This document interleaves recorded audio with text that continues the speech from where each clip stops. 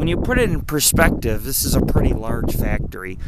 And I'm not sure. There's all kinds of machinery up on top.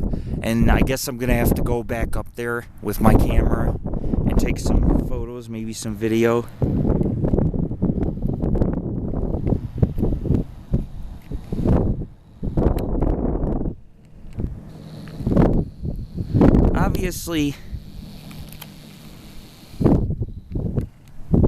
Obviously the railroad played a good deal of this operation. Obviously it was the railroad. It was the railroad that came through here. This was probably some kind of ore processing.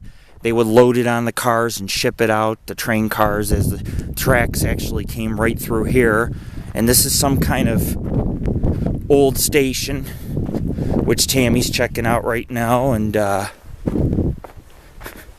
it's pretty cool when you put it all into perspective. There's some machinery in here. This is what it's about. It's about exploring.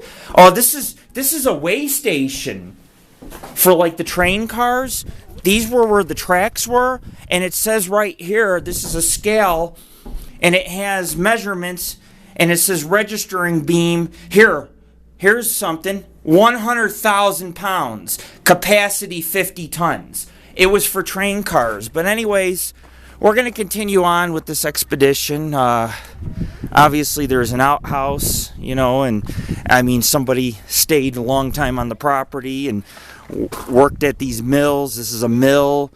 And then there's the freight station, and then they'd come here and they'd weigh it, and they could ship the ore or whatever they shipped to Mina, for example, or Sodaville, where the train came through, and other towns like Belleville, and so, it's more, you could say this was more of an industrial area. These ghost towns were here for the railroad industry because they could export and they could also receive imports. But this is a scale. As you can see, this is a scale, and it's